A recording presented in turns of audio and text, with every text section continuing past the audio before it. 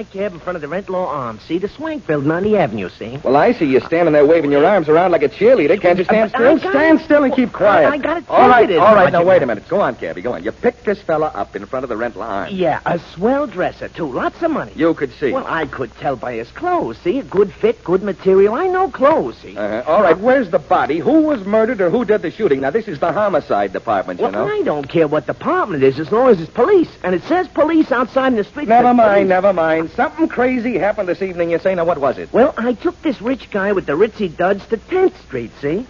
But not to one of them broken down tenements there. No? No, something even worse. Well, from what I've seen of some of the places down there, what could be worse? A vacant lot. A vacant lot between the tenements. Huh? It's 2020 10th, you see? Just the address. He says, take me. And he gets out just like he lives there, see? And he starts to walk into the lot. Well, so what? He probably walked straight through the lot to the back door of the building on 11th Street. Oh, no, Sergeant. That's just the crazy thing about it. Huh. I'm making out my report, you see. Takes just a second, see? No longer to take the guy to go a few steps into the vacant lot, and... And? Well, I look back to see what's in the lot and see where this guy is going, see? And he's the only thing I don't see. He's gone, disappeared. And, Sergeant, there was absolutely no place the guy could disappear to.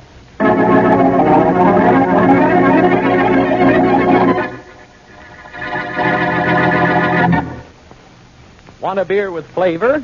A flavor that's delightfully, deliciously different? Try that smooth beer. Try Champagne Velvet, the beer with the $1 million flavor. Thank you, my friend, for a very happy suggestion. It's worth repeating. Try that smooth beer. But Champagne Velvet is more than just that. It's a beer with a rare and unusual flavor combination. It's bright and sparkling from foam to finish. It's light and lively with a clear, clean taste that makes you sure it's pure.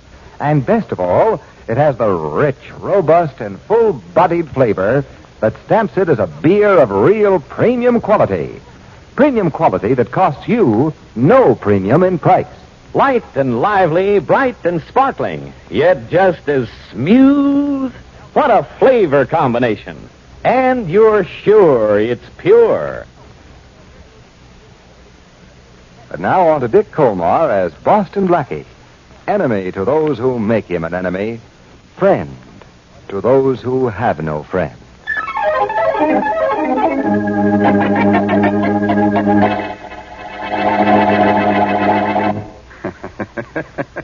What are you laughing at, Blackie? This story in the newspaper, Mary. What is it? A cab driver took a man from the Rent Law Arms to a vacant lot at 2020 10th Street. Well, what a neighborhood that is. The cabby's passenger must have thought so, too, because he disappeared. Oh, without paying his fare? No, without going any further than the middle of the lot. Oh, Blackie, what a ridiculous story. Well, don't blame me for it, Mary. Blame the cab driver. Oh. He's the one who told it. I wasn't blaming anyone. I merely read it. And laughed at it, thank goodness. Why not? Well, for a minute, I thought you were going to say you were interested in the case. Mary, I've been intrigued by a lot of interesting things that seemed impossible. Mm. But this doesn't interest me a bit, because what this cabbie claims his passenger did absolutely and positively can't be done. Right. Except Except what? I'm suddenly developing a conviction that it was.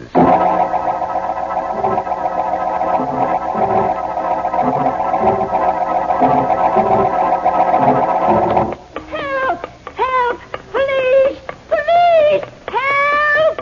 Help! Take it easy there, Mrs. Brady. Nothing can be as bad as that. Oh, dear Officer Wilson, you're a sight to see. You're a sight to see yourself, Mrs. Brady. You're running down the street as if you were being chased. Oh, dear Officer Wilson, there's a dead man right on the front steps of my house. Well, come on, let's have a look at this, Mrs. Brady. Who is the man? One of the tenants in the building? Oh, I don't know. I couldn't bear to look. I was just sitting on my stoop enjoying the fresh air after the rain and talking with my nephew when this body appeared out of nowhere on the steps before me. Well, you certainly have a crowd in front of your building, Mrs. Brady. We'll have to push our way through. Well, I'll help you, Officer Wilson. Get back there, Kevin. Come on, get back. Get back there. Get back there. I've got Officer Wilson here with me to look after the poor man. Somebody go for a doctor right away. The fellow might still be alive. I'll go for him. I'll get him. Oh, dear, here he be, Officer Wilson, lying just as he Stand fell. back, everybody. Stand back now. Stand back. That's better. Oh, dear, the poor man. I wonder who he be. Whoever he is, he was rich or knew how to dress. Oh, my. These are yes. fine, expensive clothes he's wearing. Oh, yes. He looks as if he might have been dressed for a wedding or a funeral. Well, he is dressed for a funeral. His own.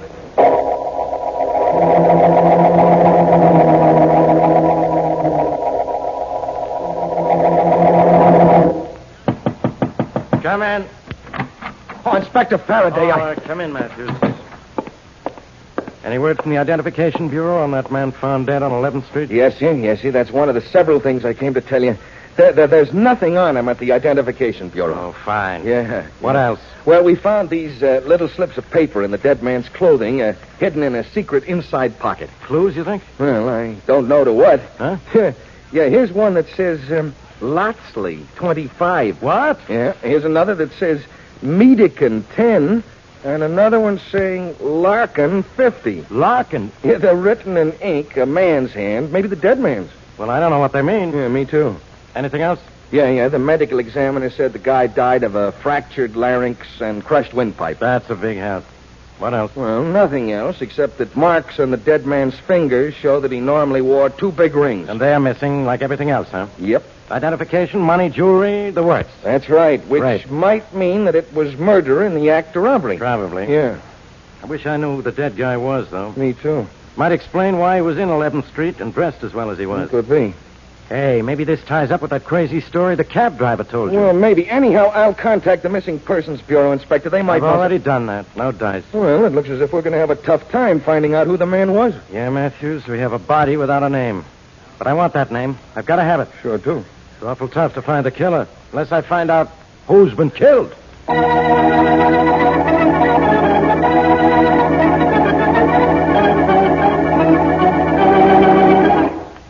I didn't have nothing to do with it. See, I just took this guy from the Rentlaw Arms to the lot on 10th Street, Sergeant Matt. Yeah, I know that, Cabby. I just want you to see if this man found dead on 11th Street is the man you drove to 10th Street tonight. Well, I ain't never looked at no dead body before. This dead body's never seen you either, so don't worry. Yeah. In here. This is the morgue, huh? It isn't the lobby of the Bijou. Yeah, this is where we put the body. All right, come on over here. Well, I'd sooner watch from over here. See, it's closer to the door, see? I said come here. We want to know if this is the guy you took to 10th Street tonight, and you can't identify him from way over there. Yeah, but I got good eyesight. I can see a mile, see? All I want you to see is if this is the same man. Oh. Hey, open your eyes, will you, and tell me if you know this guy. Well, open both of them and take a good look. Well, how can I take a good look at something that ain't good? Was this the guy you drove to the lot on 10th Street? That's him, all right.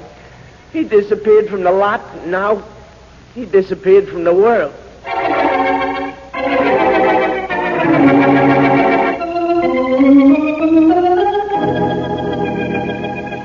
Well, Faraday, Mary and I just talked to a dead man's wife. What dead man's wife? The man found strangled on 11th Street. I had a hunch it might be the same man let out of that cab in front of the vacant lot on 10th Street. I read the story of how he disappeared. And then it told the address where the cab driver had picked him up, so we decided to come here and find out who he was, which we did. You did, huh? Yes, well, that's what I was about to do. What was his name? Richard Alistair. Mrs. Alistair thinks it was her husband who was found dead. She had an idea it was her husband when she heard a description of his clothing on the radio. Matthews just took that cabbie to the morgue, and he identified the body as that of the man he took to the lot on 10th Street. Uh-huh. If this woman's husband has disappeared, it's Alistair, all right. Then we know who the dead man was, don't we? Yeah, but that's all we know. There wasn't anything in his clothing but these crazy pieces of paper. Oh, what are they, Inspector? Just scraps? Not quite, Miss Wesley, but they might as well be for all the good they do me. May I see them, Faraday? Yeah, go ahead, here. Thanks. Names and numbers on them. Odd names, aren't they? Nothing but. Lotsley, Medican, Larkin. I suppose you know exactly what they mean, too, don't you, genius? No, Faraday, I haven't the slightest idea. But I'll tell you something I do know. What? If we take a look at that vacant yard at 2020 10th Street where Alistair disappeared, we may find out a lot about this case.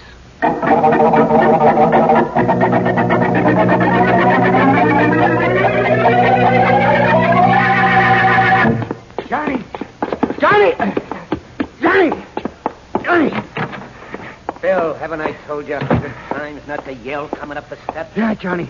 But I just heard on the radio in one of the apartments under us in Mrs. Brady's where the door was open. Yeah? They know who was killed tonight.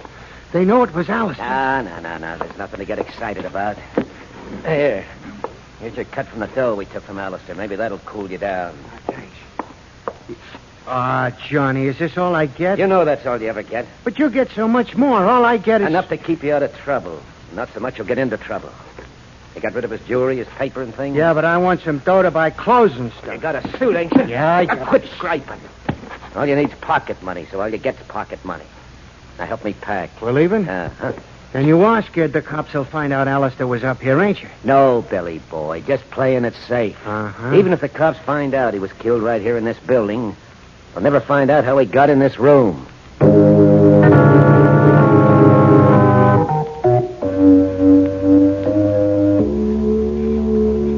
We're in luck, Faraday. Why? No one's walked into this lot since Alistair did. No? There's only one set of footprints, and they're plain, too. I see them. Well, let's follow them and see where they go, Blackie. Keep your flashlight on his footprints instead of waving it around, will you? Oh, And come on. Let's see if they go all the way to the back door of the building on 11th Street. that's the only place they can go. See? They're going straight to the building on 11th Street now. Yeah, so far. But what? Uh-oh. Hey, what happened here? We haven't crossed the lot yet, but the footprints stopped after only a couple of steps. How did Alistair get out of the lot 10 feet from the back of the building and end up dead on the other side of it? I think I know how that might have happened, Faraday. But, oh, brother, is it going to be tough to prove.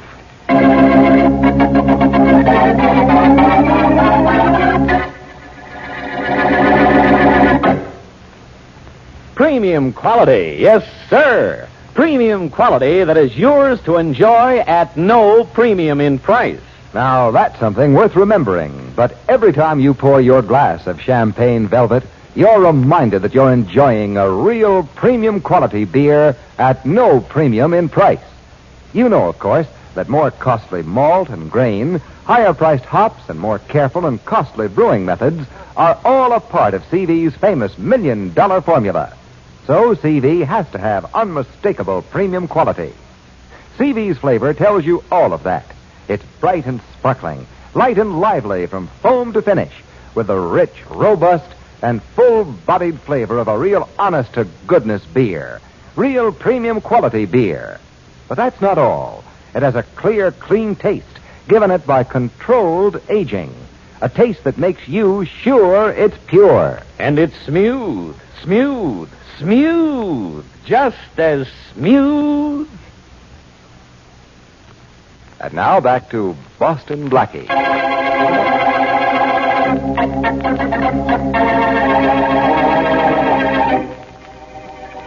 Wealthy Richard Alistair gets out of a cab at a vacant lot and seconds later disappears. Later, strangled to death, Alistair is found on the front steps of the building adjoining the vacant lot. Boston Blackie and Inspector Faraday find, however, that Alistair walked only a few steps into the lot where he stopped. As we return to our story, Johnny Kane and his frightened friend, Billy Evans, have moved from their rooms on 11th Street and are in their new hideout. I'm still scared, Johnny. I'm still scared they'll find us. That was Boston Blackie and the inspector in the lot on 10th Street while we were moving out. Yeah, I heard him talking while we still had the window open, too. Yeah, well, Well, what are you worrying about, Bill? they'll find out Alistair was in our room, and then they'll find us. You aren't going to find us because they'll never figure out how Alistair got from that lot into our room without leaving any footprints. Hey, what do you got in your hand? Nothing. I heard something jiggling in your hand. Let me see what it is, Billy. All right. I just couldn't toss the jewelry in the sewer like you said. What? You don't give me much dough, so I thought I'd keep them instead. His stuff, huh? Hey. Alistair's rings and watch and chain and other stuff. I told you to take everything of his and throw it away. I threw the wallet and his papers away, Johnny, but I just couldn't... No, Johnny, don't hit me. Well, then do what you're told. Go out and toss that stuff in a sewer somewhere. All right, Johnny. But what about Blackie and that police inspector? Well, I'm not worried about them, Billy. I'll never know what happened in the middle of that lot down there.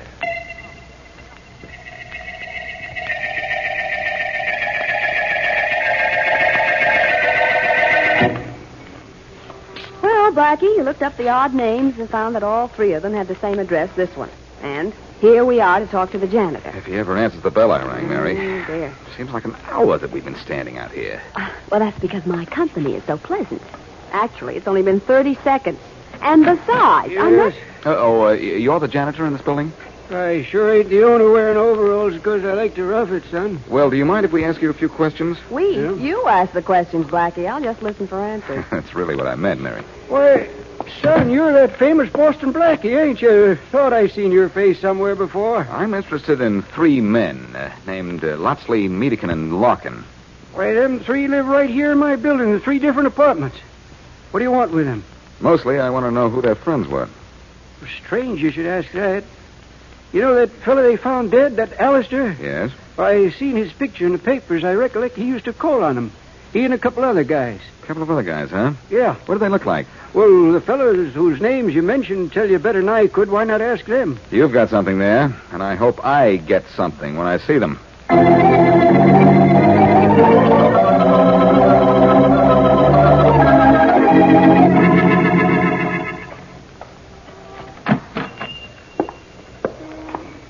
You still open for business? Well, I was just closing up, but I think I have time for one more customer. Well, how much will you give me for these rings and this watch and chain? I need some money. Well, let's have a look at them, young man. Sure. Here you are. Mm-hmm. Yeah. Expensive rings, young man. And, fine watch and chain. You must have seen better days, eh? Yeah, a lot better. Hurry up. How much will you give me? Well, excuse me a minute while I look at these in the back room under a different light. Sure, but make it snappy, will you? I'll be right with you, young man.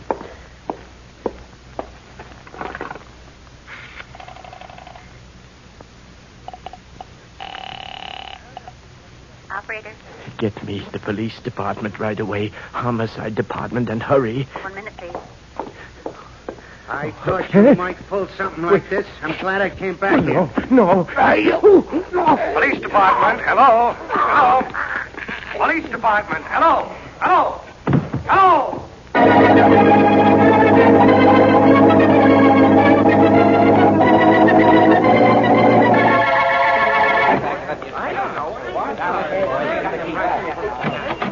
Oh, Inspector Faraday, gee, I was hoping you'd get here pretty soon. Another murder tonight, huh, Sergeant Matthews? Yep. Who got it this time? Well, the owner of this pawn shop, I checked the call I got, and this is what we found. This guy here strangled to death with the phone still off the hook. Killed for calling the police. Yeah. What do you think it means, Matthews? Well, it means just one thing.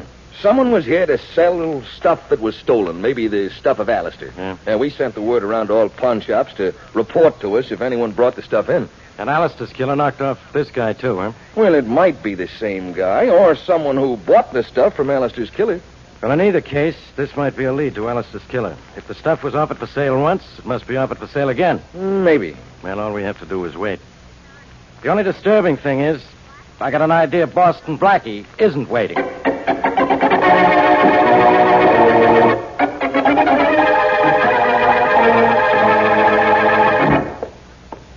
Blackie, you know you haven't said 2 words all the way back to your apartment? Yeah, I was just thinking. You didn't get that much to think about from those 3 men you talked to, did you? Well, I found out from them that Alistair was in the numbers racket with those 2 other men, Mary. Oh? That was the meaning of those slips of paper in Alistair's secret pocket, which is what I figured. No, I know. Come on in. Okay. Here's the paper saying Lotsley 25 meant Mr. Lotsley had bet 25 cents and so on. Yes. Uh-huh. And I have a description of Alistair's 2 pals who used to accompany him. Yeah? I'm going to call Faraday. You must feel like insulting somebody. I couldn't very well do it to you, could I? You wouldn't want to, would you? I bet Faraday won't talk to you. He's probably busy with that second killing we heard about on your car radio. You know, the strangling of the pawnbroker. Yeah, he'll talk to me. I told Faraday I thought I knew how Alistair was able to disappear from the edge of the lot. Mm-hmm. Now I think I know why he was killed and by whom. Faraday, homicide. Hello, Faraday. This is Blackie. Not again. Yes, and I know you're working on the murder of that pawnbroker. Remember I said I knew how Alistair got out of that lot without leaving footprints? I don't care what you said. Well, you might care when I tell you it's possible that that pawnbroker was killed by someone trying to sell the jewelry stolen from Alistair after that someone killed him. Now, if his 2 partners lived in that building on 11th Street, next to the lot, Yeah? then the 2 partners killed him. How'd you dream up this 2 partners idea? I'll let you know later. Don't bother. Alistair was killed by strangulation, wasn't he? Yeah? It might have been a rope around his neck that caused his death. Hey, I think you got something. The two guys dropped a noose from the roof of the 11th Street building and yanked him up. That would account for his disappearance. Right. Now we've got to find those two guys for one reason. Murder.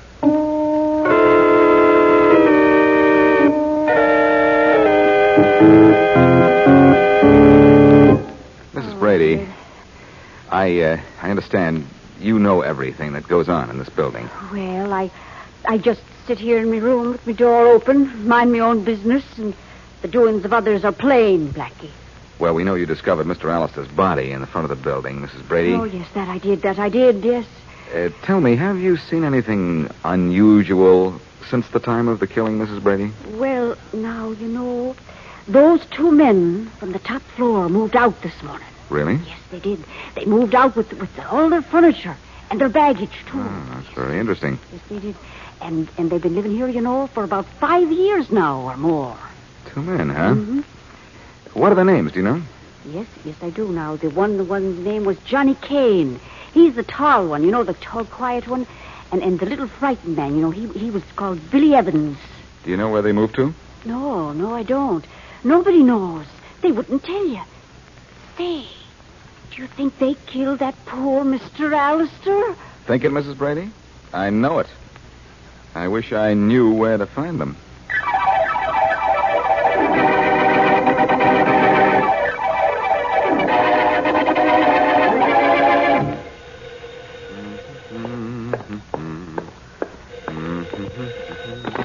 Hello. Hello, Blackie. This is Mary. Oh, hello, Mary. Hi. Say, for the love of Pete, what took you so long to call? That was a long list you gave me. Well, mine was just as long, and I finished it in 15 minutes. Well, you're smart. And besides, I ran into some talkative people, and curious ones. They asked me more questions than I asked them. Well, I hope you got at least one good answer to yours. Mm-hmm. I didn't have any luck at all. Well, I did. Good work. Oh, it wasn't anything any red-blooded American citizen wouldn't do. Now, never mind the description of your citizenship. Okay. Do you know where I can find the two cold-blooded citizens I'm looking for? Uh-huh. I do, Blackie. But look, you be careful when you walk in on them. Because what might happen to you when you do makes my blood almost as cold as theirs.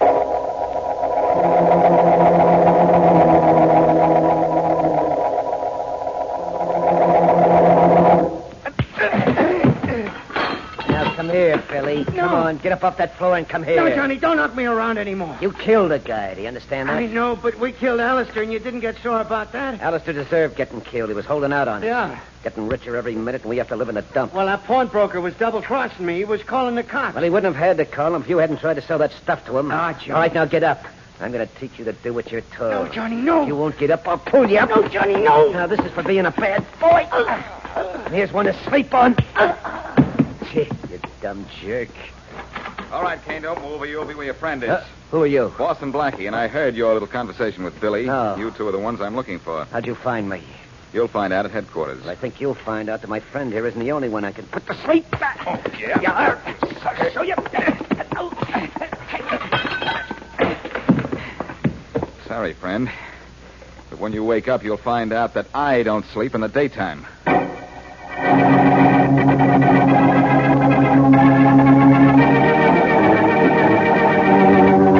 Well, Faraday, aren't you glad you listened to me? As usual, I was right. Okay, go ahead and brag. So you were right, Blackie. Alistair was pulled out of that lot by a rope thrown around his neck. Precisely. Alistair was killed for holding out on Kane and Evans. The pawnbroker was killed by Evans trying to sell Alistair's jewelry. That's right. What do you want, applause? Sure, if you feel like applauding, go ahead. Maybe I will. When you tell me how you found Kane and Evans after they moved out of that building on 11th Street. Well, Mrs. Brady, one of the tenants, said they moved out with their furniture. That means that they had to use a van. It does. Generally, it does, Inspector. Mm-hmm. Anyhow, Mary and I checked all the moving companies in the book until we found the one that moved two men from 11th Street. I got a little news for you. What's that? My men were checking the companies when you broke in on Kane and Evans. That's possible. I knew you'd think of that, too. But I got lucky. I found the right company pretty quickly. You're always getting lucky. Someday I'll get lucky and you won't bother me. Two heads are better than one, Inspector. I guess that's the answer. Mm-hmm. But, Blackie, do me a favor. What? As long as two heads are better than one, why don't you wear both of yours at the same time? On you, it would look good.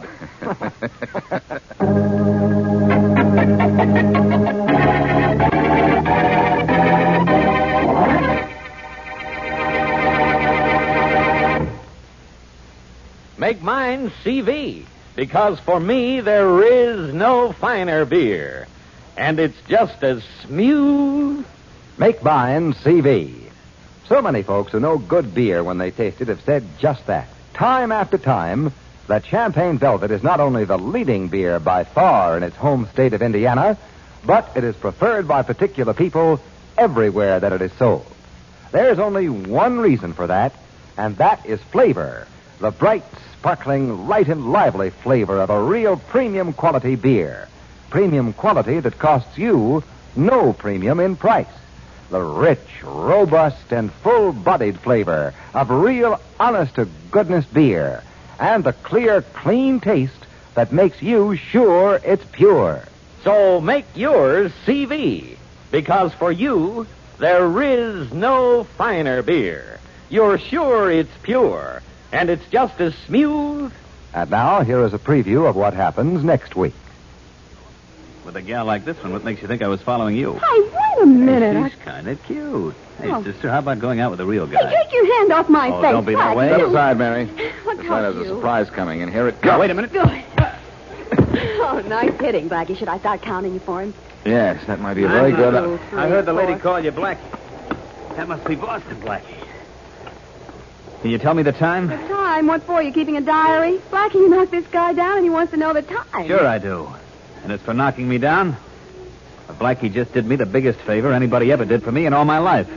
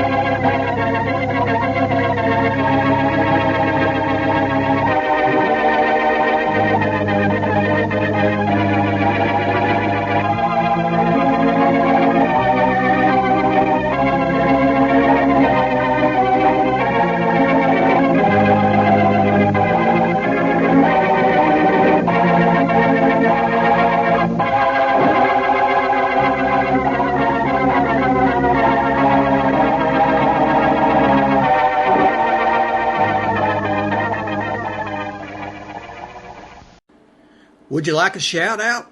Leave a comment in the section below. Tell me who you want to shout out to, who you want to shout out from, and we'll get it up here for you. Hey, thanks for watching this video. Please like and subscribe, that way you won't miss any. We got a lot more of these. Check out our playlist. Also check out the description below, and we will see you next time.